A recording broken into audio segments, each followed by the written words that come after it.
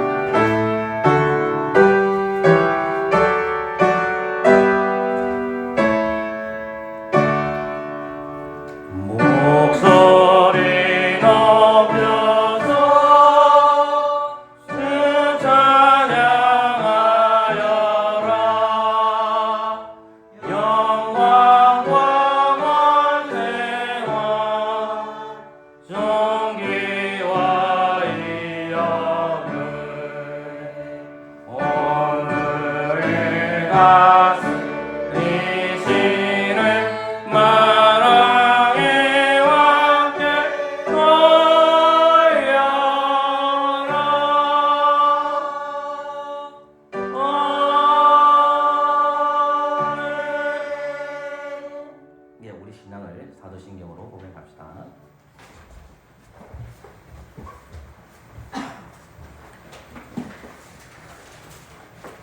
함께 사도신경으로 삼위일체 하나님을 고백하겠습니다.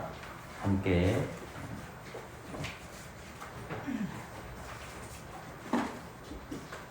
기다리겠습니다.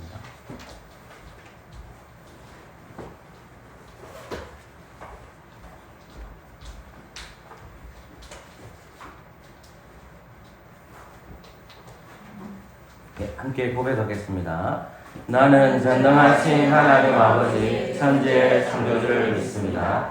나는 그분의 독생자 우리 주 예수 그리스도를 믿으오니 그분은 성령으로 잉태되어 동정녀 마리아에게서 나셨고 본디오 빌라도 치하에서 고난당하시고 십자가에 달리시고 죽으시고 장사되시고 온무에 내려가셨으며 사흘 만에 죽은 자들로부터 부활하셨고 하늘에 오르셨고 전능하신 하나님 아버지의 우편에 앉아 계시는데 거기로부터 산자들과 죽은 자들을 심판하러 오실 것입니다.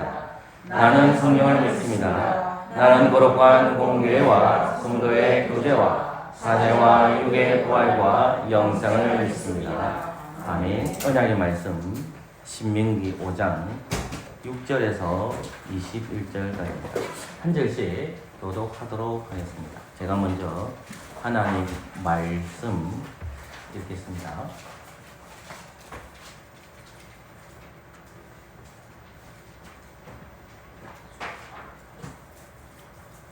저 기다릴 테니까 다 찾아주십시오.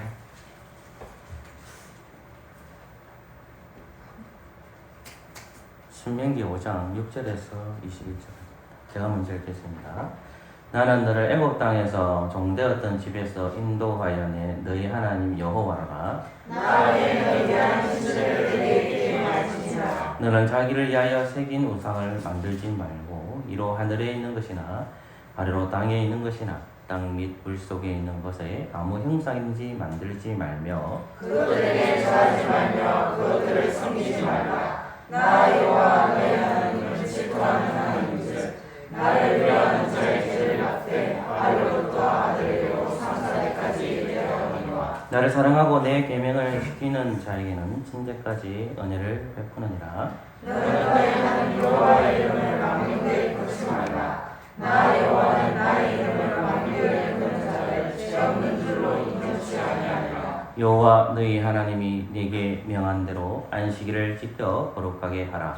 뜻을 구하는 있어 내 모든 일을 행할 것이나 제7일은 너희 하나님 여호와의 안식인즉 너나 내 아들이나 내 딸이나 내 남종이나 내 여종이나 내 소나 내 낙이나 내 모든 육축이나 내 문안에 요하는 객이라도 아무 일도 하지 말고 내 남종이나 내 여종으로 너같이 안식하게 할지니라. 너는 기억하라. 내가 애굽 땅에서 종이 되었더니 너의 하나님 여호와가 강한 손과 강팔로 너를 거기서 인도하여 내었나니 그러므로 너의 하나님 여호와가 너를 명하여 안식일을 지키라 하느니라. 너는 너희 하나님의 여호와의 명한 대로 내 부모를 공경하라. 그리하면 너희 하나님 여호와가 내게 준 땅에서 내가 생명이 길고 복을 누리리라. 살인하지 말지니라. 간음하지도 말지니라. 도둑질하지 말지니라. 내 이웃에 대하여 거짓 증거하지도 말지니라. 내 이웃의 아내를 강매지도 말지니라. 내 이웃의 집이나 그의 밭이나 그의 남종이나 그의 여종이나 그의 소나 그의 낙이나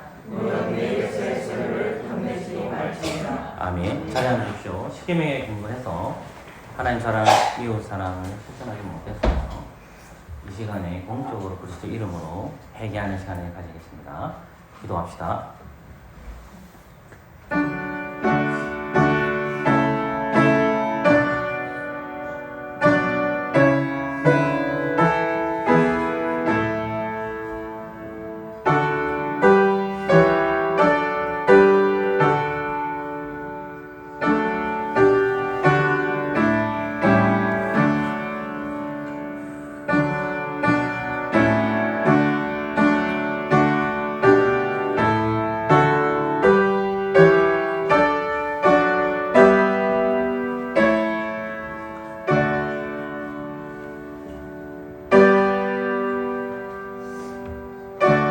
하나님께서는 회개하는 자에게 사죄를 선포하십니다.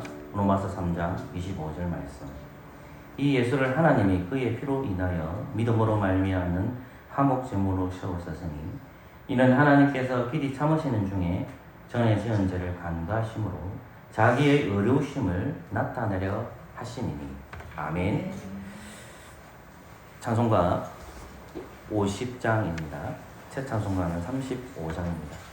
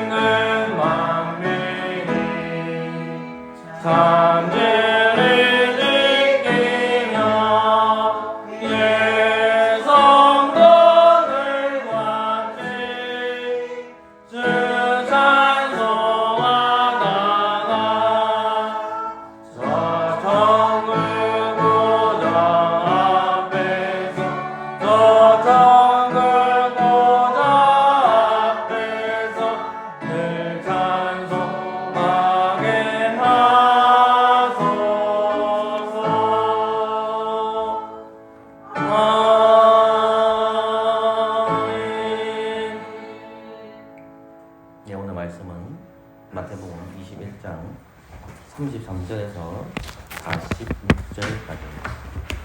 마태복음 21장 33절에서 46절까지입니다.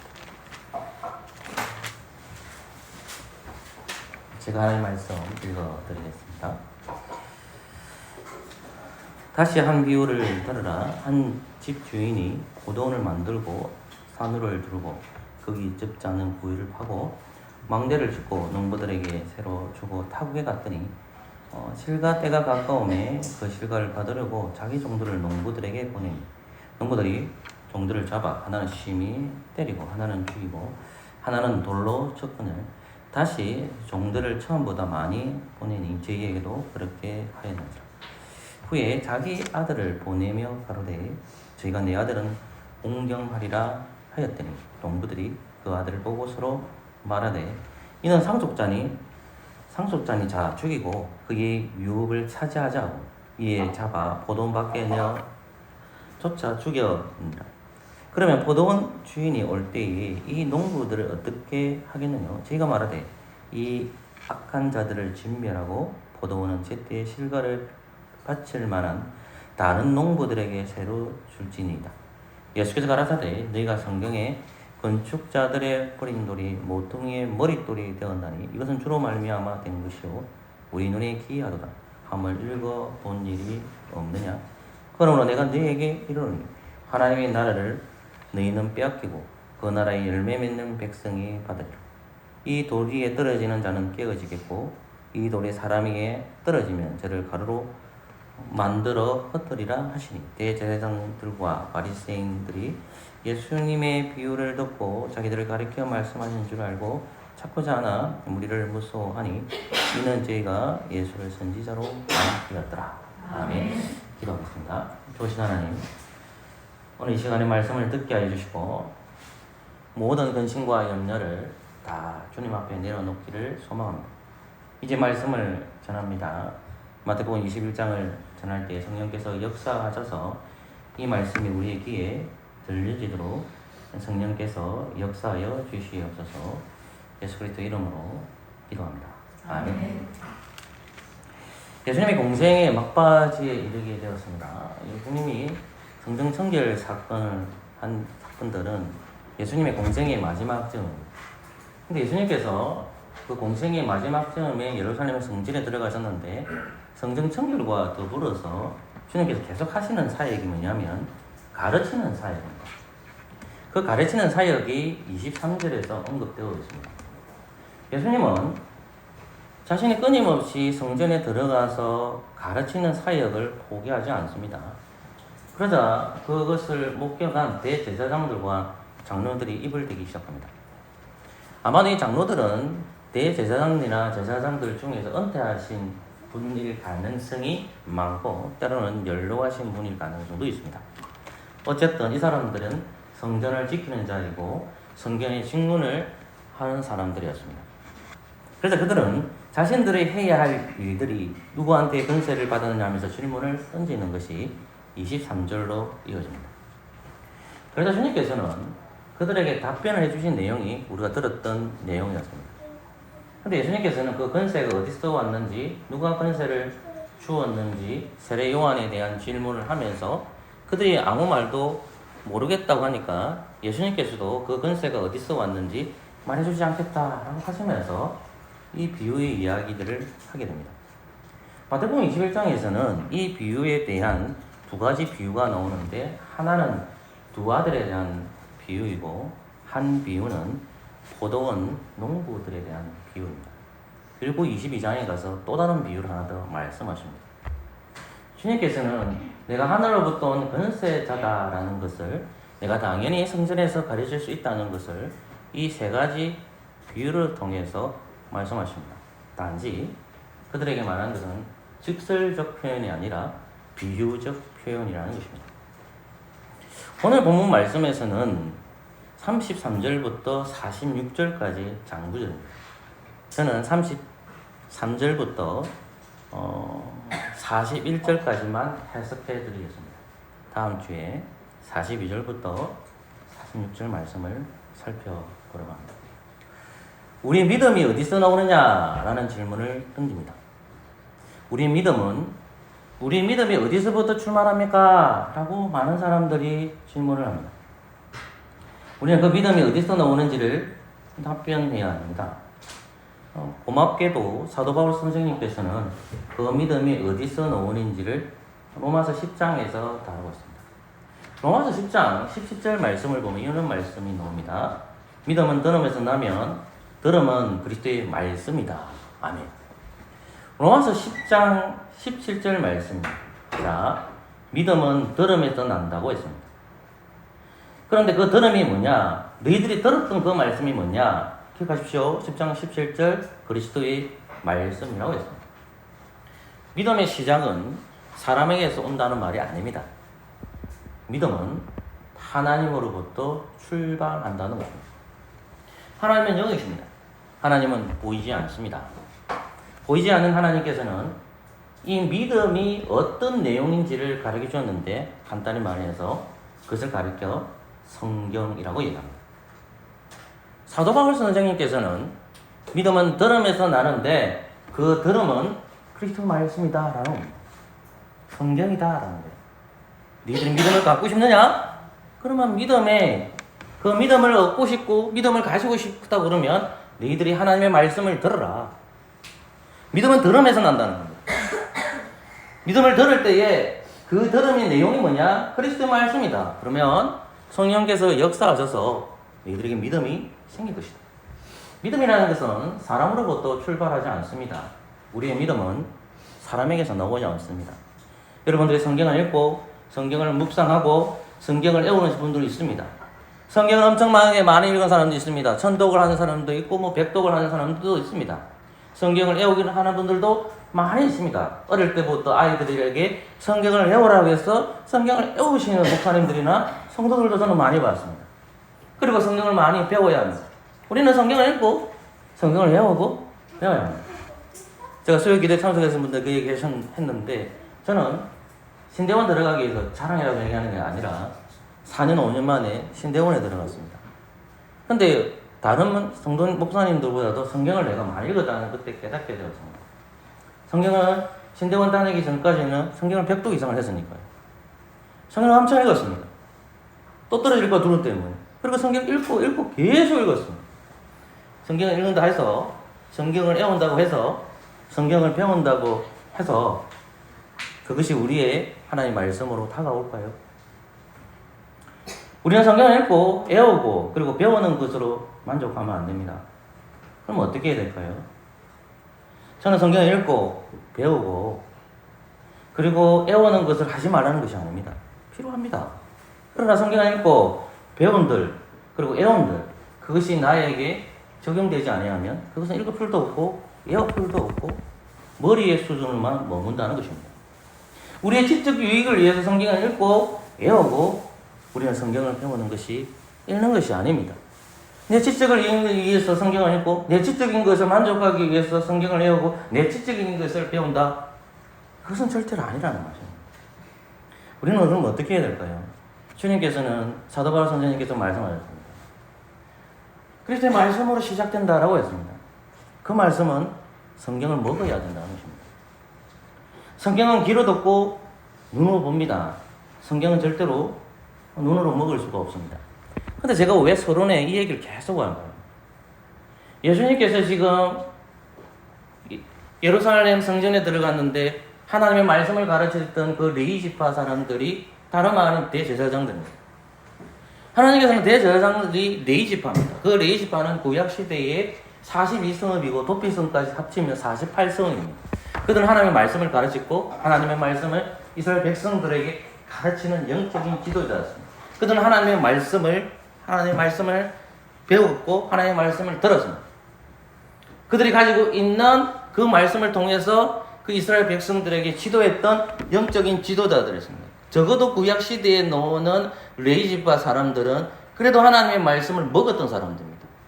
그 말씀을 실제적으로 깨달았기 때문에 성령께서 역사하셔서 그들은 하나님의 말씀을 이스라엘 백성들에게 지도했습니다. 그러나 지금 예수님 당대에 이 대제사장들과 장로들은 어떻게 되었습니까? 하나님의 말씀을 읽고 애우고 그런 것들을 했음에도 불구하고 메시아로 예수님을 받아들이지 않았습니다. 왜 그랬을까요? 지적인 문제입니다. 내 삶에 있어서 그들은 하나님의 말씀으로 실제적으로 먹지 못했다는 것입니다. 그런데 성경은 귀를 듣고 눈을 보는데 어떻게 먹을 수 있을까요? 우리 이 본문을 해석하기 위해서 좀 더 생각해 봐야 됩니다. 저는 오늘 대제사장들과 장로들을 계속 할 겁니다. 근데 그것이 나와는 상관없다라고 보지 마시고요. 나와 여러분들이 대제사장들과 장로들입니다.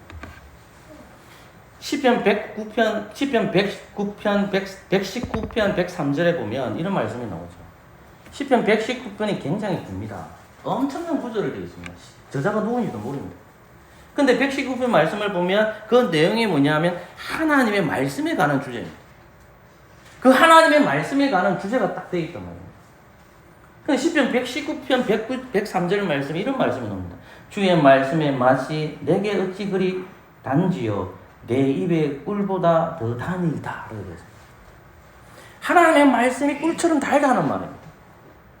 우리는 이것을 어떻게 생각하느냐에 될 수 있지만 이건 비유적 표현이야? 맞을 수 있죠. 그러나 여러분 그 말은 뭐냐면 하나님의 말씀을 먹어야 된다는 것이 예수님께서 말씀하신 본문과 연결이 됩니다. 나중에 설명하겠지만 우리는 성경을 읽고 그냥 1년 정도로 생각하면 안 됩니다. 우리는 성경을 먹는 수준까지 가셔야 합니다. 성경을 읽을 때 먼저 읽고 배우고 공부해야 되죠. 열심히 공부해야 됩니다. 깨달으실 때까지 봅니다. 열심히 성경을 읽고 배우고 열심히 공부해야 합니다. 그러나 성경을 먹음으로 직접 경험이 내 안에서 역사해야 됩니다. 머리로만 섬기고 머리로만 생각하는 사람들은 어떻게 되냐면 그 삶에 적용된 삶을 살아가지 못합니다. 그 말씀을 먹은 사람들은 뭐냐면 그 말씀이 내 살이 되고 내 피가 됩니다. 그러나 성경을 읽는 것으로만 만족하는 분들은 성경을 아는 지식으로 끝나버립니다. 그러면 우리는 성경을 먹어야 합니다. 성경을 아는 지식으로 끝난 사람이 대제사장들과 장로들입니다. 그리고 이 비유가 21장의 막바지에 나오는 바리새인들이 나옵니다. 그 바리새인들도 연결됩니다. 그들의 공통점이 뭡니까? 하나님의 말씀을 가르치는 지도자였습니다. 바리새인들은 레위지파 사람들이 아닙니다. 언약 백성들 안에서 하나님의 말씀을 율법의 말씀을 잘 아는 사람들이었습니다. 대제사장들은 사두개인들이고 이 바리새인들은 하나님의 말씀을 가르치는 자였습니다. 사두개인들의 레위지파 사람들이 있는데 대제사장들이 레위인들란 말입니다. 그들은 현실에 만족했기 때문에 부활을 믿지 않습니다. 천사를 믿지 않습니다. 근데 하나님의 말씀을 경험에 적용시키는 거예요. 하나님의 말씀이 조금 글자예요. 그냥 지적인 것에서 그들이 머물러 있는 거예요. 바리새인들은 내세는 믿습니다. 하나님을 믿습니다. 천사의 존재도 믿습니다. 하나님 오실 것도 믿습니다. 근데 레위지파를 잘 보시란 말입니다. 구약시대의 레위지파 사람들은 하나님의 말씀을 읽기 때문에 창세기 3장 15절 말씀 선지자가 올 것이라는 거 여인의 시에 올 것이라는 그들이 가르쳤던 사람들입니다. 근데 예수님이 당대엔 이들은 부활을 믿지 않습니다. 천사를 믿지 않습니다. 그냥 성경을 가르치는 거예요. 그들에게 성경은 좋은 거죠. 그 대제사장과 장로들이 하나님의 말씀을 몰랐습니까? 바리새인들이 하나님의 말씀을 몰랐습니까? 그들은 어떻게 했죠? 지적인 거죠. 성도들을 그 당대의 백성들을 가르치기 위해서 지식적으로만 믿었다는 것입니다. 그렇다면 우리는 이스라엘 사람들처럼 되지 않기 위해서는 어떻게 될까요? 사도 바울 선생님은 고레세 교회에 하신 말씀 중에 이런 말씀이 나옵니다. 고레세 교회는 어디 있냐면 터키 지역에 에베소가 있는데 그 에베소 이쪽에 골로새 교회가 있습니다. 그 골로새서 1장 15절 말씀을 한번 찾아볼까요? 1장 골로새서 1장 제가 15절에 있죠. 1장 6절입니다. 1장 6절 한번 찾아보겠습니다. 제가 본문 조금 이따 들어갈게요. 주변 배경을 좀 설명해 드리기 때문에 그렇습니다. 골로새서 1장 6절입니다. 말이 좀 빠르더라도 양해해 주십시오. 1장 6절입니다. 제가 5절 읽으면 여러분들 6절 읽으십시오. 너희를 위하여 하늘에 쌓아둔 소망으로 말미암으니 곧 너희가 전에 복음의 진리의 말씀을 들은 것이라. 이 복음이 이미 너희에게 이르매 너희가 듣고 참으로 하나님의 은혜를 배우는 날부터 너희 중에서와 같이 또한 천사에서 교회를 전하는 아멘. 여러분 골로새 1장 5절의 말씀을 보면 사도 바울이 골로새 교인들에게 1장 5절에 뭐라고 해야 합니까? 이 말씀을 들었다라고 했죠. 들었죠. 누가 전했을까요? 예. 사도 바울 선생님께서 이 말씀에 대해서 아니면 어떤 사람들이 그 말씀에 대해서 너희들이 들었다라고 얘기합니다. 근데 6절 말씀을 보십시오. 이 복음이 이미 너희에게 이름에 복음이 왔다. 복음이 그리스도입니다, 여러분. 너희가 듣고 참으로 하나님의 은혜를 깨달은 날부터 너희 중에서와 같이 또한 온 천에서도 뭘 맺었다? 열매를 맺었다라고 되어 있어요. 그 다음 7절 이와 같이 우리와 함께 종된 사랑하는 에바브라에게 너희에게 배웠나니 그는 너희를 위한 그리스도의 신실한 뿐이다. 이들이 에바브라에게 배웠나니. 그 다음에 8절 같이 읽을까요? 시작. 성령 안에서 너희 사랑을 우리에게 알리라. 성령 안에서. 성령 안에서. 근데 7절 말씀을 6절 보세요. 이 복음이 너희에게 이름에 너희가 참으로 하나님의 은혜를 깨닫는 날부터 이 중에서 같이 온전히도 열매를 맺어 자라든도다 되어 있어요. 우리가 구원을 받았어요. 예수 그리스도 안에서 소망을 가지게 됐어요. 예수님이 나의 살이에요. 예수님이 나의 피임이에요. 우리가 하나님의 형상이 될 수가 없어요. 하나님의 형상이 될 수 없는 존재예요. 우리는 예수 사람이기 때문에. 하나님의 형상 속으로 들어갈 수가 없어요. 우리는 더러운 존재이기 때문에. 하나님 품으로 다가갈 수도 없어요. 그런데 그리스도께서 하나님의 형상으로 오셔서 우리를 위해서 죽으셨어요. 성령님 안에서 우리가 하나님의 형상이 되는 거예요. 그 결과는 어떻게 되냐면 죄인된 우리가 하나님과 그리스도와 우리가 하나가 된 거예요. 성령님 안에서. 우리가 한 몸이 된 거예요. 여기서 끝이 아니잖아요. 우리가 구원받았잖아요. 그리스도 안에서 성령님을 통해서 저와 여러분들이 구원받았잖아요. 고린도 교회도 마찬가지지 않습니까? 구원받았잖아요. 너희들이 복음을 들었잖아. 그런데 열매 맺기 위해서는 자라는도다 되어 있어요. 하나님의 역사하심 속에서 나도 너희들에게 복음을 전하면 에바브로도 너희에게 복음을 전했구나. 성령님 안에서 이루어졌구나. 이렇게 얘기하잖아요. 너희들이 복음을 들었니? 끝! 그래, 여기서부터 끝이야. 이제 끝났어. 그거 말씀하지 않잖아요. 그 하나님의 말씀을 들으면서 너희들의 삶 속에 들어가야 되죠.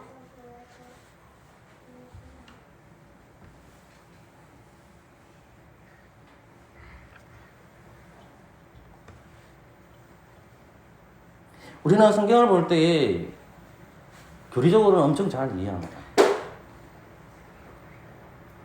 에베소서 1장 7절 말씀을 보면 이런 말씀을 듭니다. 우리는 그리스도 예수 안에서 그의 은혜의 풍성을 따라 그의 피로 말미암아 속량 곧 제사함을 받았다라고 합니다.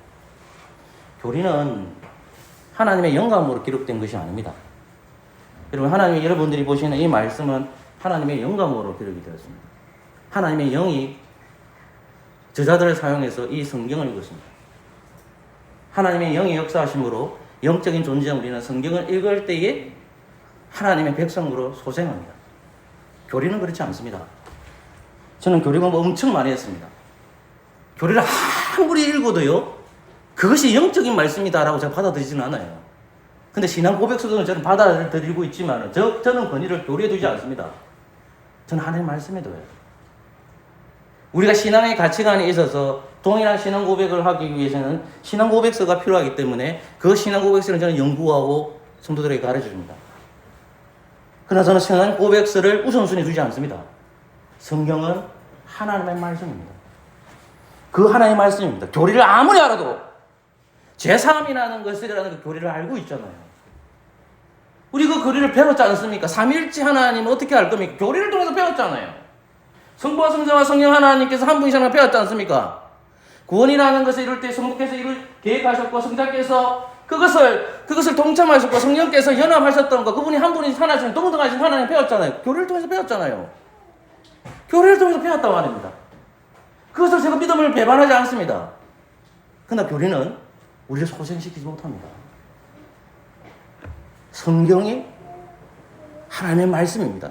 조금 더 얘기해보면 요한 6장에서 보면 성경을 읽는 것이 그리스도의 몸을 먹는 거고 성경을 읽는 것이 그리스도의 피를 먹는 겁니다. 거기서 먹는 거다라는 겁니다. 하나님의 말씀을 먹어야 되는 겁니다. 왜 그럴까요? 하나님과 내가 한 몸이 됐잖아요. 내가 이전 것을 쫓아가시는 것이 아니라 하나님과 한 몸이 되었기 때문에 하나님을 향해서 나아가야 되잖아요. 예수님이 머리이시고 내가 몸이 되었단 말입니다. 하나님의 뜻을 아는 유행하는 방법의 계시의 방법은 영의 말씀이 있단 말입니다. 거기서 가르쳐 성경이라고 얘기합니다. 요한복음 6장에 보면 예수님께서 알아듣지 못하는 말들을 합니다. 예수님께서 오병의 기적을 하기 위해서 디베라 바닷가에 가십니다. 디베라 갈릴 바닷가에서 큰 무리들에게 외치십니다. 그리고 예수님 큰 표적을 보여줍니다. 오병의 기적을 합니다.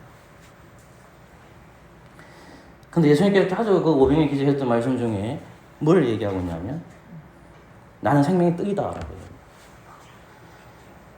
요한복음 6장 35절 말씀에 예수께서 나는 생명의 떡이니 내게 오는 자는 결코 줄이지 아니할 터요 나를 믿는 자는 영원히 목마르지 아니하리라.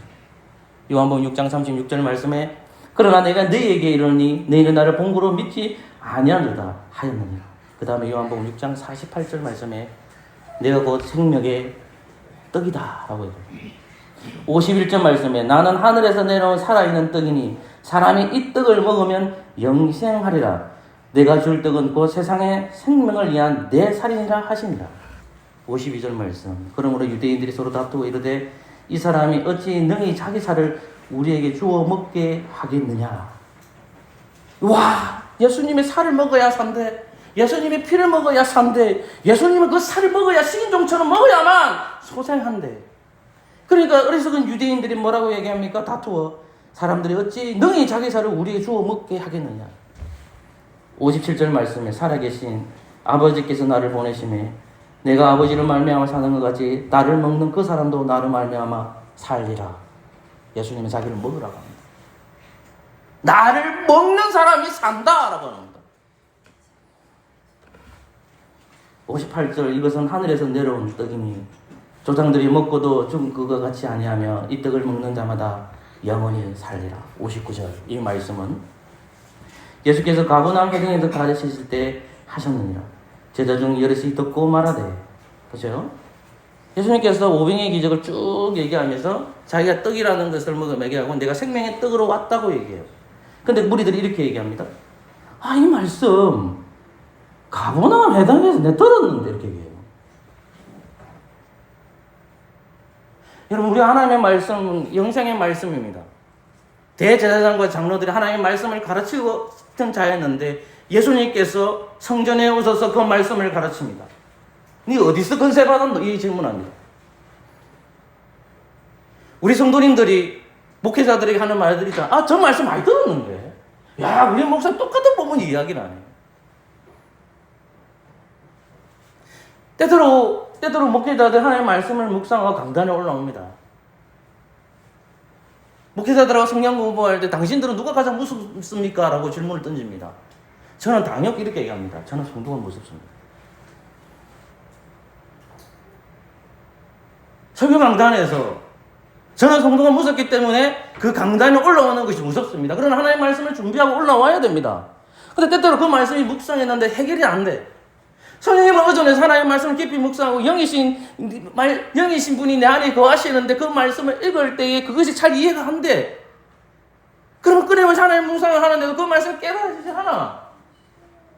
도저히 말씀이 깨달아지지 않으니까 목회자들 어떤 목회자들은 이전에 했던 설교를 들고 올라오는 거예요. 왜? 말씀이 깨달아지지 않았으니까. 그러면 성도들은 뭐라고 얘기합니까? 아, 이 말씀 내가 이전에 들었는데 목사님 진짜 말씀 준비 안 하네. 물론 목회자들이 그럴 수도 있습니다. 한편으로 보면 우리가 하나님의 말씀을 듣는 자세가 안 돼 있는 거예요. 한 번 더 들으면 안 됩니까? 두 번 더 들으면 안 됩니까? 그 말씀이 나의 지적으로 남아있지 말고 하나님의 말씀이 내 살이 되고 내 피가 돼야 되잖아요. 이건 자꾸만 지적으로 갑니다. 왜 제가 이렇게 강분하고 여러분들에게 야단치면서 설교할까요? 제 자신이 그랬으니까. 성경을 백돌하고 성도들을 가르치고 목사들을 가르치지만 아 진짜 그런 것만 남는 거예요. 아! 그게 아니라는 거예요. 말씀이 살이 돼야 되고 말씀이 그리스도의 피가 돼야 됩니다. 나의 피, 나의 사, 그게 주입니다.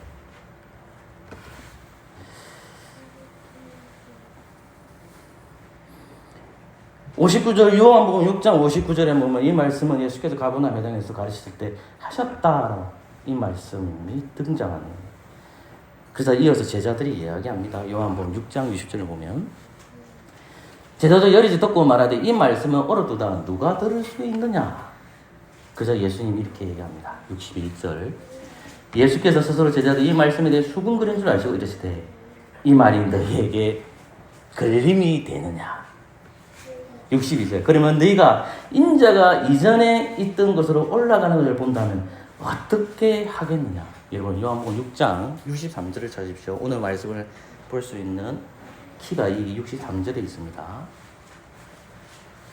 63절 같이 읽을까요? 시작. 살리는 것은 영이니 육은 무익하니라. 내가 영이요 생명이라. 63절 후반부에 보십시오. 내가 너희에게 이런 말은 뭐라 되어 있죠? 영이요 생명이다. 내가 너희들에게 지금 이 말씀을 가르치는 것은 살아있는 영이다. 하나님의 말씀을 전할 때에 이 말씀이 영이다 라고 되어 있어요. 그러자 그 말씀을 들으자 하나도 모르게 들으니까 많은 제자들이 떠났다라는 말씀을 언급합니다. 요한복음 6장 이하를 보면요.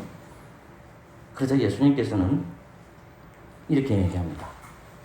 67절 같이 읽을까요? 시작. 예수께서 12제자에게 이르시되 너희도 가라. 제가 읽겠습니다. 시몬 베드로가 대답하여 가로되 주여 영생의 말씀이 주께 있사오니 우리가 누구에게 가오리까. 사랑하는 성도 여러분, 제가 왜 이 서론을 길게 끌고 왔을까요? 대제사장과 장로들은 영생의 말씀을 듣고 있습니다. 영생의 말씀을 가르치는 그 그리스도께 와서 너는 무슨 근세로 가르치노 질문을 했습니다. 그들은 하나님을 잃어버렸습니다. 그런데 예수님은 인내하십니다. 그리고 그들에게 두 아들의 비유를 얘기하고 그 다음에 비유로 이어지는 것이 다름 아닌 포도원 농부들의 비유입니다. 이제 우리는 본문으로 들어갑니다. 33절부터 40절까지의 말씀을 보면 이렇게 되어 있습니다. 주님이 이렇게 얘기합니다. 한 집 주인이 포도원을 만들었다 되어 있습니다. 그래서 농부들에게 세를 받으면서 그 농부들을 드렸다고 합니다. 근데 실가 때가 가까워 되니까 자기 종들을 농부들에게 보냅니다. 마태복음 21장 34절. 그러자 그 농부들이 어떻게 합니까? 여러분 35절을 가보십시오. 35절 말씀을 같이 한번 읽겠습니다. 시작. 농부는 이 종들을 잡아 하나는 심히 때리고 하나는 돌로 쳤거늘. 아멘. 이 비유는 두 가지로 나눠지는데 첫 번째 부분이 31절부터 41절이고요. 이제 두 번째 부분이 42절부터 46절의 예수님의 답변이라고 볼 수 있습니다. 근데 33절부터 40절 말씀을 쭉 읽어보시면 또 41절까지 읽어보시면 예수님께서 그 비유의 내용들이 이런 내용들인데 35절에서는 농부들이 종들을 잡아 하나는 심히 때리고 하나는 죽이고 하나는 돌로 쳤다 합니다. 그래서 주인이 어떻게 합니까? 다시 더 많은 종들을 보냅니다. 그것이 36절이죠. 그들이 어떻게 했겠습니까? 당연히 그들이 죽여버립니다. 그러자 주인이 어떻게 하느냐면 이제 아들을 보냅니다. 37절 말씀을 같이 읽을까요? 시작. 후에 자기 아들을 보내며 가로되 저희가 내 아들은 공경하리라 하였더니 38절입니다. 같이 읽읍시다. 농부들이 그 아들을 보고 서로 말하되 이는 상속자니 아멘. 주님은 종을 보냈고 그 종들을 죽였습니다. 농부들이 그저다 주인이 더 많은 종들을 보냅니다. 그러자 농부들이 이 더 많은 종들을 때리고 죽이고 돌로 쳐줍니다. 그래서 주인이 어떻게 하냐면 자기의 아들을 보내면 나를 공경하니까, 아들을 공경하니까 죽이지 않겠지 싶어서 보냅니다. 그런데 그들이 어떻게 죽였습니까? 상속자니 그의 유업을 차지하라는 겁니다. 근데 여러분, 본문 말씀을 보면 공경이라는 말씀이 언급되어 있습니다. 여러분 37절 보면 자기 아들을 보내면 가로되 저희가 내 아들은 공경하리라 하였더니 되어 있습니다. 자, 아들을 보내면 공경하리라 되어 있단 말입니다.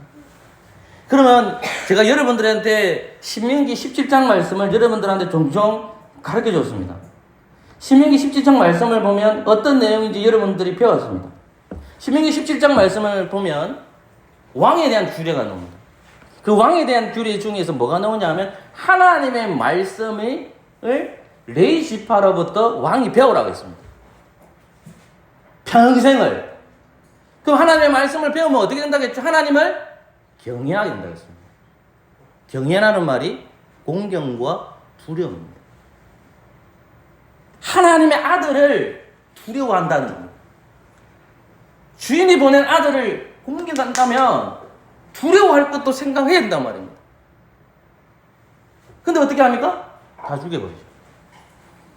그 아들조차도 죽입니다.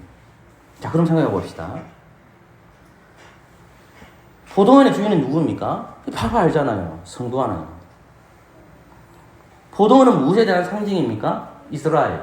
조금 좁게는 예루살렘 성전을 관리하는 자. 농부는 누굴까요? 1차적으로는 대제사장들과 장로들. 조금 더 멀리는 누굴까요? 이스라엘을 가리킵니다. 주인이 보낸 종들은 누굴까요? 하나님의 선지자들입니다. 구약에서부터 예언되었던 그 약속을 붙들고 누가 찾아오는 거예요? 선지자가 찾아오는 거예요. 그 선지자가 찾아올 때마다 죽인다는 거예요. 근데 맨 마지막으로 오는 사람이 누구냐? 하나님의 아들이신 누구죠? 그 아들이 다름 아닌 그리스도인입니다. 그리스도이십니다. 근데 본문 말씀을 보면 이렇게 되어 있잖아요. 39절 말씀에 이에 잡아 포도원 밖에서 내어 쫓아 죽였느니라 되어 있습니다.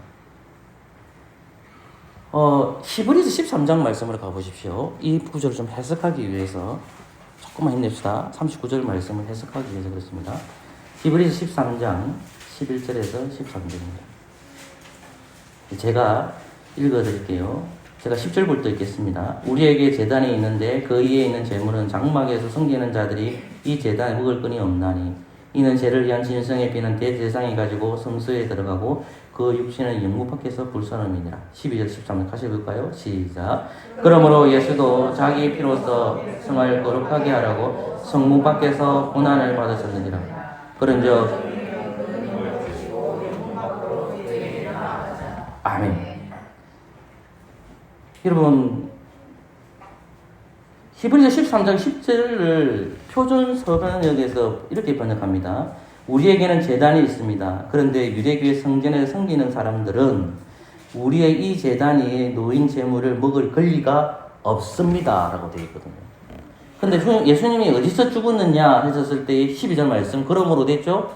자기 피로 백성을 거룩하게 하려고 어디서 죽었다? 성문 밖에서 죽었다. 자, 보세요. 예수님께서는 골고다 언덕에 죽은 것은 예루살렘 성전입니까? 예루살렘 성전 밖입니까? 밖이죠. 그러니까 이 포도원은 예루살렘 성전으로 봐도 된다는 말입니다. 포도원 밖에 죽었다. 누가? 예수님이 부정한 자로 성전 밖에서 죽을 것이라는 것을 이 장면에서 보여주고 있다는 것입니다. 왜 그들은 죽였을까요? 저는 앞에서 설명했습니다. 왜 대제사장들과 장로들은 죽였을까요? 하나님을 경외하지 않았기 때문에 그리스도를 죽은 것입니다. 그들은 하나님의 말씀을 읽고 애우고 배웠던 사람입니다. 그러나 그들은 하나님의 말씀을 지적으로 얻기 읽었고 배웠고 배웠습니다. 시편 119편 찾지 마십시오. 139편에 140절이 나옵니다. 내 대적이 주의 말씀을 잊어버림으로 내 열정이 나를 삼켰나이다. 중요하죠? 119편 139절입니다. 내 대적이 주의 말씀을 잊어버림으로, 이 내 대적은 장로들과 대제사장들이 주의 말씀을 잊음으로 그들의 열정이 누구를 삼켰다? 예수 그리스도를 삼켜버립니다. 또는 자기 자신을 삼켜버립니다. 무엇이? 열정을 통해서. 보세요. 대제사장들과 장로들은 무엇에 대한 열정이 있습니까? 성전을 지키는 열정이 있잖아요. 근데 성전에서 가르치는 권세 가진 사람이 나타나가지고 예수님이 가르치고 있는데 그들이 대적이 되어서 누구를 죽입니까? 예수 그리스도를 죽인다는 말입니다. 그게 시편 119편 말씀에 대한 성취이기도 합니다. 이제 저는 말씀을 좀 정리해 보려고 합니다. 조금 전에 우리는 마태복음 21장 33절부터 40절 말씀을 배웠습니다. 근데 글을 읽다 보면 보시면 비유를 할 때에 예수님께서 비유를 하실 때에 그 농부에 대해서 악한 농부라고 단 한 번이나 한 적이 있습니까? 없습니다. 주님은 농부를 단 한 번이라도 악한 농부라고 얘기하지 않습니다. 누가 얘기할까요? 41절부터요. 41절 말씀입니다. 시작. 저희가 말하되 이 악한 자들을 진멸하고 포도원은 제때에 실과를 밟을 만한 다른 농부들에게 세를 주지. 아멘. 보세요. 대제사장들과 장로들, 조금 넓게는 바리새인들이 이 말씀을 듣고 있는 거예요. 이 비유를 듣고 있어요. 예수님이 비유를 얘기한, 야, 주인이 있었다. 야, 주인이 있었는데 첫 번째 종들을 보내서 농부들한테 너희들 받은 싹스를 달라 했더만은 죽여버렸어요. 두 번째 더 많은 종을 보냈어요. 그래서 똑같이 해버렸어요. 아, 이제는 나의 아들 보면 저들이 공경하니까 절대로 죽이지 않을 거야. 믿었죠? 믿는 거예요. 그러나 그들에게 보냈어요. 근데 시편 119편 말씀을 보니까 주의 말씀을 잊어버려서로 내 열정이 나를 삼켰나야 되겠다고. 그런데 단 한 번도 예수 그리스도께서는 이 비유를 하셨을 때 이 농부들을 악한 농부를 얘기 안 해요. 누가 얘기하느냐? 누가 에게 답을 유추할까요? 예수님께서 저들에게 물어봐요. 누가 나쁜 놈이고? 이렇게 얘기하니까 그 대제사장과 장로들이 뭐라고 얘기하느냐면 악한 자들을 진멸하고 포도원은 제때로 시기에 바칠 만한 다른 농부들에게 세를 줄 줄이 다 돼 있다고요. 자기들도 이 비유를 들어보니까 악한 놈이 누군지 알겠거든. 농부를 뭐라고 비유했습니까? 뭐라고 생각했습니까? 악한 농부라 생각한 거예요. 예수님 단 한 번도 농부를 악한 농부를 얘기하지 않습니다. 왜 그럴까요? 왜 그랬겠습니까? 돌이킬 기회를 찾아주시는 거예요. 끝까지 예수님은 십자가에 매달리는 그 순간까지도 나에게 죄를 돌리시고 다 이루었느라고 돌아가시잖아요. 그게 무슨 말이냐면 하나님의 언약 안에 있었던 그 이스라엘 백성들을 생각하시는 거죠. 근데 농부들이 뭐냐면 하나님의 일들을 맡긴 사람들이었는데 그 일을 맡긴 사람들이 예수 그리스도를 죽였음에도 불구하고 그리고 구약에 있는 선지자들을 죽였음에도 불구하고 예수님은 그 농부를 악하게 얘기하지 않습니다. 왜? 돌이킬 기회를 주시기 때문에. 누가 그걸 얘기합니까? 대제사장들과 장로들이 얘기합니다. 악한 놈들을 다 진멸하라고 얘기합니다. 그들이 답을 얘기했어요. 사랑하는 성도 여러분, 이제 저는 말씀을 내드리려고 합니다. 대제사장들과 장로들은 하나님의 말씀을 듣지 않았습니다. 그럼에도 불구하고 주님께서는 이 농부들을 악한 농부라고 얘기하지 않고 비유로 말씀하시므로 그들을 죄에서 돌이킬 것을 책망하십니다. 우리는 성경을 읽고 배우고 애우는 것만으로 만족하고 살겠습니까? 우리는 성경을 읽는 것을 중요하다고 생각합니다. 우리는 성경을 애우는 것을 중요하다고 생각합니다. 우리는 성경을 배우는 것이 중요하다고 생각합니다. 우리는 성경이 가르치는 교리를 배우고 읽고 애우는 것도 중요하다고 생각합니다. 그러나 데살로니가전서 1장 5절은 이렇게 말합니다. 여러분 데살로니가전서 1장 5절 말씀을 찾아보십시오.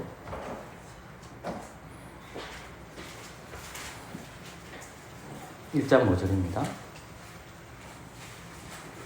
같이 읽을까요? 시작.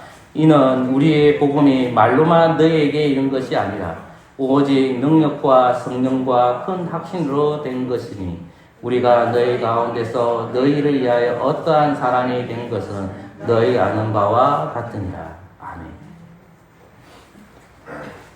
우리의 복음이 말로만 너희에게 이르는 것이 아니라 오직 능력과 성령과 큰 확신으로 이루어집니다. 여러분, 우리는 이 말씀으로 이론적으로 아는 것만으로 되는 것이 아닙니다. 우리가 성경을 읽을 때 성령님이 이 말씀을 가르쳐주시고 우리를 구원의 확신에 이르게 합니다. 그러므로 여러분들은 매일매일 무엇을 읽으셔야 됩니까? 성경을 읽으셔야만 살이 되고 피가 됩니다. 성령님께서 우리에게 구원의 확신을 주십니다. 여러분들이 매일매일 읽어야 될 곳은 어디냐? 성경을 봐야 합니다. 그 성경을 다가가서 성경을 지적인 거, 애우는 거, 배우는 것을 초월하여 내 안에 성령님께서 역사하셔서 우리가 성경을 읽을 때에 성령님께서 역사하셔서 이 성경이 나의 살이 되고 나의 피가 됩니다. 그러나 성경을 읽지 아니하면, 성령님을 오존하지 아니하면 우리는 대제사장들과 장로들과 바리새인처럼 예수님 십자가에 못 박아 죽이는 자가 될 것입니다. 베드로전서 1장 23절과 25절 말씀에 이렇게 되어 있습니다. 너희가 거듭난 것이 썩어질 시로 된 것이 아니요 썩지 아니하시로 된 것이니 하나님의 살아있고 항상 있는 말씀으로 되었느니라. 그러므로 모든 육체는 풀과 같고 그 모든 영광이 풀의 꽃과 같으니 풀은 마르고 꽃은 떨어지되 오직 주의 말씀은 세세도 있도다 하였으니 너에게 전한 복음이 곧 이 말씀이니라. 아멘. 우리 믿음은 어디에서 나옵니까? 우리 믿음은 사람에게서, 인간에서 나오지 않습니다. 우리 믿음은 하늘에서 옵니다. 그리고 조금 더 가까이 말하면 우리 믿음은 계시의 말씀인 성경에서 출발합니다. 이미 그리스도를 믿고 영접하신 분들은 어떻게 될까요? 그리스도의 피와 그리스도의 살이 하나님의 영의 말씀인 성경에 적혀 있습니다. 그 말씀을 우리의 피로, 우리의 살로 먹으셔야 됩니다. 목사의 직분은 어디까지 되어 있을까요?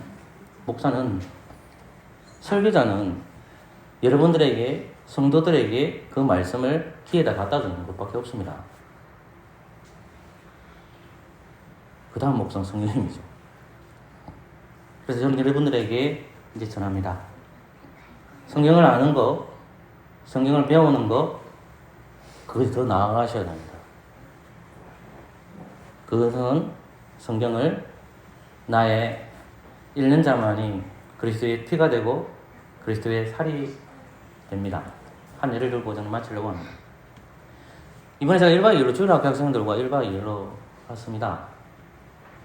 다시 말씀을 드리는 것이 여러분들 부담을 주려고 하는 게 아니고 그냥 제 상태를 얘기하는 겁니다. 전에도 얘가 언급했듯이 교회는 목사 혼자서 돌보는 게 아닙니다.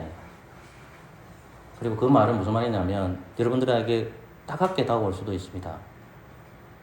아이들이 놀고 아이들이 어떻게 노는지 관심을 가져줘야 됩니다. 그러면 어떨 때는 때로 힘듦이 어려움이 있단 말입니다. 애들이 노는 거 좋아하겠어요? 성경 읽는 거 좋아하겠어요? 당연히 노는 게 좋아요. 당연히 이제 둘째 날에 나가는 읍성으로 갔습니다. 그 나가는 읍성에 시간 타이밍 2시쯤 가려고 하니 너무 더워서 안 되겠다 싶어서 좋은 커피숍에 들어갔지만 애들이 뭐 커피숍 좋은 거 안 좋은 거 다 압니까? 모르죠. 물론 은주 같은 경우는 알 수는 있지만 순천은 제가 성경 공부하는 곳이기 때문에 어디가 밥 잘하고 이럴 때가 좀 대충은 알고 있거든요. 제가 커피숍도 어디가 좋은지도 알고 있고요. 밥 먹이고 그 다음에 커피 먹이고 나니까 이제 나가는 선생님 3시쯤 되겠더라고요. 3시쯤 나가면 덥더라고요. 엄청 덥더라고요. 그럼 애들 방에 나오는 게 뭘까요? 목사님 언제 가요? 언제 가요? 이렇게 얘기해요. 근데 내가 아는 코스 중에 하나 진짜 사진이 빨리 잘 나오거든요. 저긴 가야 되는 거야. 근데 이제 제가 아셀이나 조국이나 예슬이 말을 듣고 가면 됩니까? 조국이는 남자답더라고요. 끈질기게 잘 가더라고요. 그래서 근데 아셀이하고 예슬이는 빨리 안 가요. 빨리 갑시다. 이래가지고 자꾸 듣다 보니 가가 나가지고 어쨌든 좋은 장소 가가지고 사진 찍고 왔습니다. 제가 드릴 말씀은 뭐냐면요. 우리는 하나님이 내 손을 잡고 있다는 것을 잊지 말아야 됩니다. 하나님 우리 손은 절대 안 놓습니다. 근데 우리가 삶을 살아갈 때에 자꾸만 내가 하나님의 손을 잡고 있다라고 생각해요. 그런 사람이 성경을 읽고 배우는 데서만 만족하는 사람입니다. 하나님이 너를 인도하는 게 아닙니다. 하나님이 나를 잡고 가시는 거예요. 그러니까 제가 아까 그 예를 들냐면 제가 아이들을 끌고 가는 거예요, 이렇게요. 제가 예설이나 조국이 말을 듣고 가지는 않아요. 제가 그걸 딱 고집하고 가는 거예요, 이렇게. 왜? 그거 하면 좋은 장소 사진 찍는 거이기 때문에. 힘들지만. 그리고 나중에 추억이 돼요. 똑같이 제가 비유를 하자면 하나님께서 우리를 찾고 가는 거예요. 찾고 가는데 하나님이 이렇게 말하지 않았잖아요. 야, 인종아, 성경 안 읽어도 된다. 내가 네 잡고 갈게. 너 기도 안 해도 된다. 너 잡고 갈게. 너 예배 드리지 마라. 내가 네 잡고 갈게. 이렇게 안 하잖아요. 인종아, 네가 신앙생활 하기 위해서, 네가 믿음이 일어나기 위해서는 예배 드리라. 성경 읽어라. 너 기도해라. 라고 하잖아요. 그러면 내가 기도하고, 내가 예배하고, 성경 읽는 사람은 어떤 사람이 기도하고, 어떤 사람이 예배 드리고, 어떤 사람이 찬송합니까? 하나님의 말씀이 살이 되고 하나님의 말씀이 피가 되는 사람이 기도하고 예배하고 찬송한다는 말이에요. 그거 안 하는 사람은 불평불만이에요. 하나님의 밥을 먹으세요. 이 밥이잖아요. 밥을 안 먹으니까 불평과 불만이 나오고 있고 다른 데 열심을 쫓아가잖아요. 하나님의 밥을 먹어야 돼요. 그래야만 어디에 대해 소망을 둘지를 발견하게 된다고 합니다. 그렇지 않을 때에 여러분의 믿음이 굳건하고 생각하지만 대제사장과 장로들은 그렇게 생각 안 했습니까? 바리새인들 그렇게 생각 안 했습니까? 다 그렇게 되는 거예요. 그러니까 영의 말씀이 이 말씀을 밥으로 먹고 피로 먹어야 돼요. 마셔야 돼요. 그래야만 그 말씀이 영의 말씀이 돼요. 그러지 않을 때에 반드시 쓰러질 것입니다. 그러니 말씀을 부탁드립니다. 하나님의 말씀을 살처럼 읽으셔야 돼요. 제 이 말을 오해하지 마세요. 교리 공부 안 해도 됩니다. 그러나 말씀은 안 해도 됩니다가 아니에요. 해야 됩니다. 제 말 오해하지 마세요. 저는 교리 공부하지 말라는 말은 아니에요. 심하게 얘기하면 교리 안 봐도 됩니다. 그러나 말씀은 안 보면 안 됩니다. 죽어요 우리가. 그 말씀을 잘 읽어서 대제사장과 장로들은 나아가지 아니하고 주의 성도로 살아나는 저와 여러분 되시기를 소망합니다. 아멘. 찬송가 94장입니다.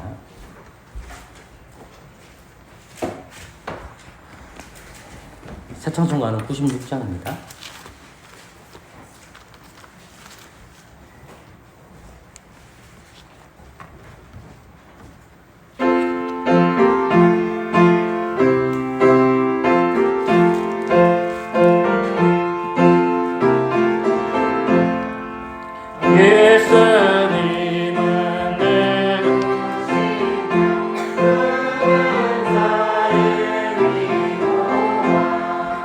없는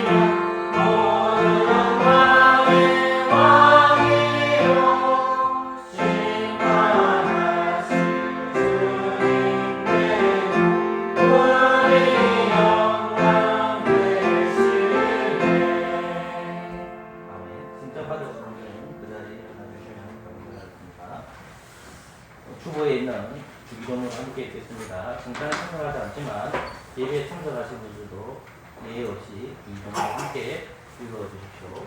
함께 읽겠습니다.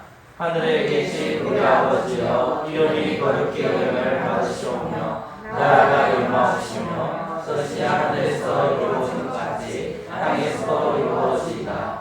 오늘 우리에게 일용할 양식을 주시옵고 우리가 우리에게 죄 지은 자를 사하여 준 것 같이 우리 죄를 사하여 주시옵고 우리를 시험에 들게 하지 마시옵고 다만 악에서 구하시옵소서. 나라와 근세와 영광이 아버지께 영원히 있사옵나이다. 아멘. 승탄 말씀입니다. 고린도전서 11장 한 절만 제가 읽겠습니다.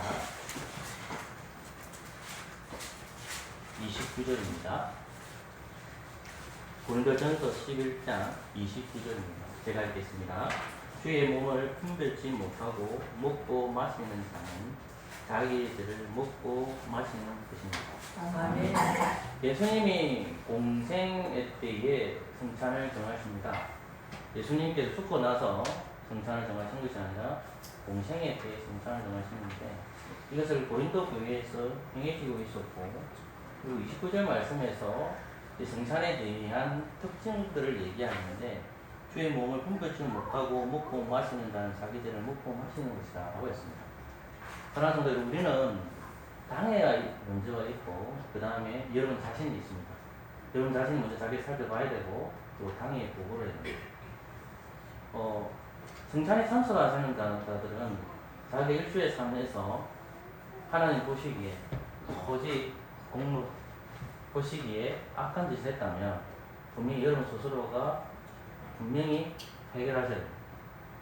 그리고 결국은 성찬에 참석할 때 깨끗하지 못한 자가 들어오게 되면 어떻게 되냐면 성찬이 그리스도의 몸이 더러워지게 됩니다.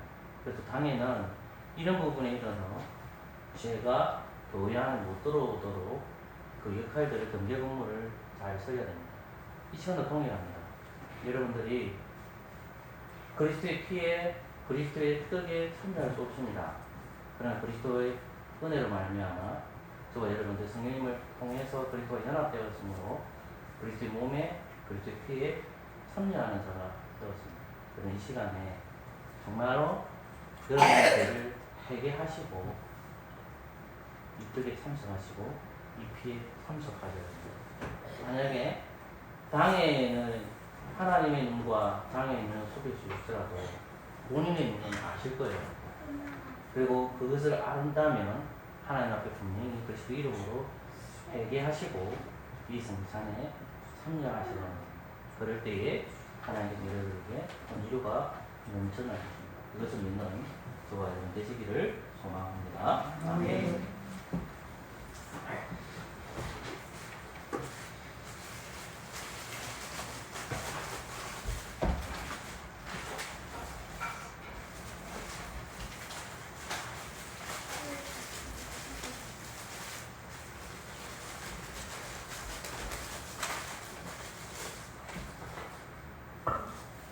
보실까요?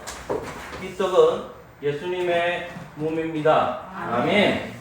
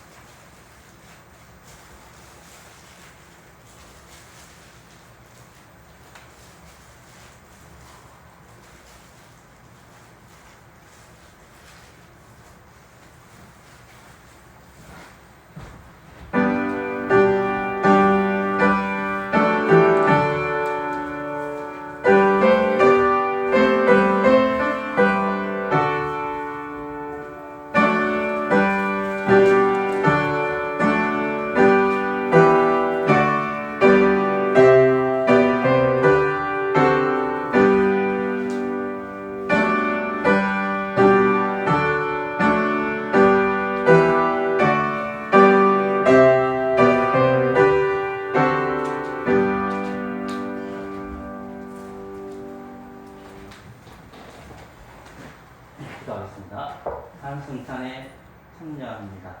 그리스도의 떡에 참여합니다. 예수 그리스도의 이름으로 기도합니다. 아멘.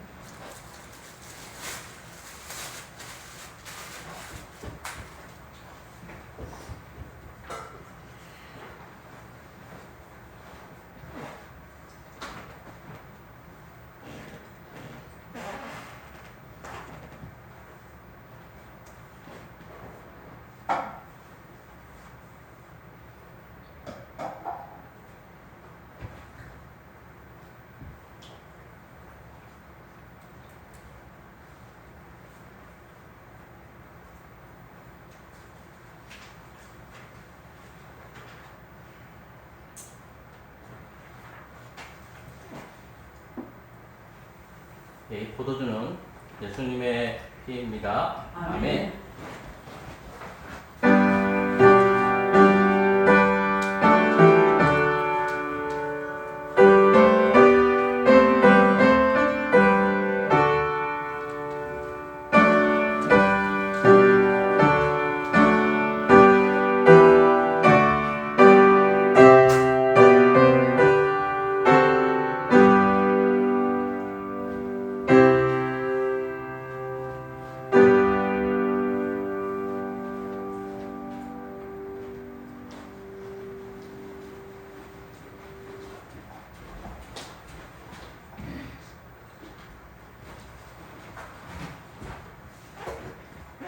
네, 기도하겠습니다.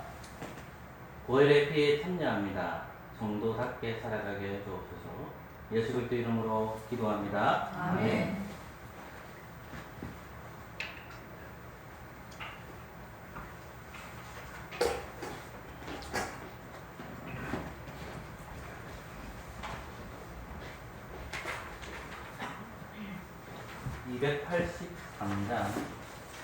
을 부름으로 준비하신 구제연금 하였습니다.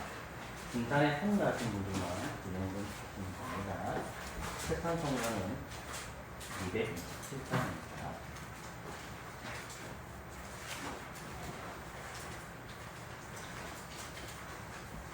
(283장입니다) 아멘.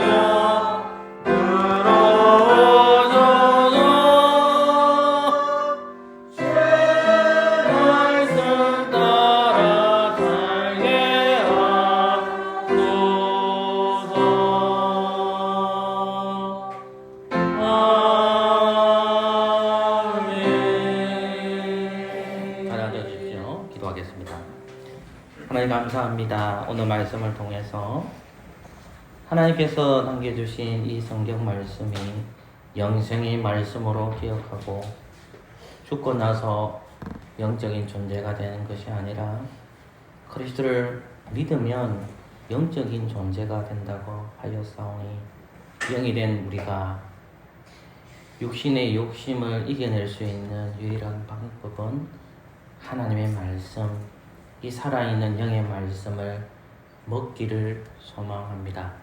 그래서 이 말씀으로 믿음으로 먹을 때에 그리스도의 살이 되게 해주시고 이 말씀을 믿음으로 먹을 때에 그리스도의 피가 되게 하여 주시옵소서. 아버지 하나님, 그러나 말씀이 때로는 부담스럽고 읽기도 싫고 공부하기도 싫고 아무것도 하고 싶지 않을 때가 있습니다. 그러나 하나님, 그때가 바로 내가 무너질 때라는 것을 저와 우리 성도님들이 잘 기억하게 해주시고 이 말씀이 역사하도록 주님 도와주시옵소서. 아버지 하나님, 교회에 아픈 분들이 많습니다. 육신의 아픔보다도 아직까지 그리스도를 믿지 못하는 아픔을 가지신 분들이 있습니다. 주님 찾아가셔서 위로하여 주시옵소서. 8월에는 우리 주일학교 초등학생 6학년과 고등학교 3학년까지 수련회를 마치고 또 초등부 또 수련회를 마치게 해주신 하나님 감사합니다. 아무런 사고 없이 하나님께서 은혜롭게 진행되게 해주신 것 감사합니다. 아버지 하나님, 기도로 또는 물질로 후원해 주시고 또한 하나님의 뜻 안에서 이 아이를 위해서 기도하시는 분들에게 영적의 복을 허락하여 주시옵소서. 교회를 떠난 분들이 계십니다. 주님, 속히 회개하여 그리스도의 품으로 돌아가게 하여 주시옵소서. 예수 그리스도의 이름으로 기도합니다. 다음에 시편 6편을 찬양하겠습니다. 4절에서 6절까지를 찬양함으로 준비하신 궁금하도록 하겠습니다. 시편 6편 4절에서 6절까지입니다.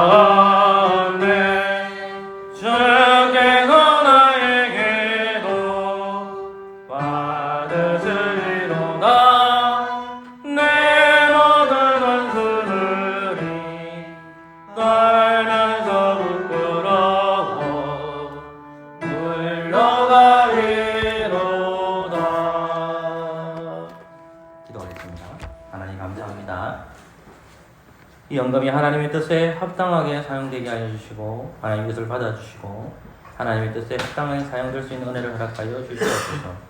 교회 가운데 성도들 중에 궁핍한 성도들이 있습니다. 주님 찾아가셔서 위로하여 주시옵소서. 예수 그리스도 이름으로 기도합니다. 아멘. 다 같이 일어나서 주님 다시 오실 때까지 찬양하겠습니다.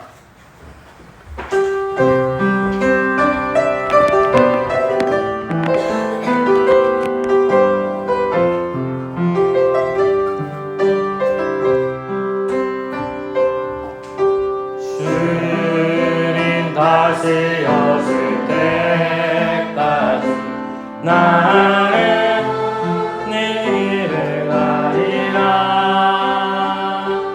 저번은 영원히 나의 십자가 지고 나의 가는 일 끝에서 나는 주님을 보리라 영광의 내 주님 내 주님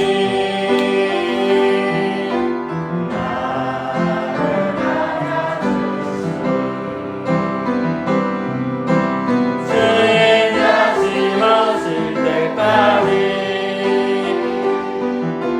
나는 일어나 날려가리라 주의 영광 온 땅 덮을 때 나는 일어나 노래하리 내 소원은 주님 온 세상 구주시라 내 사모하는 주님 영광의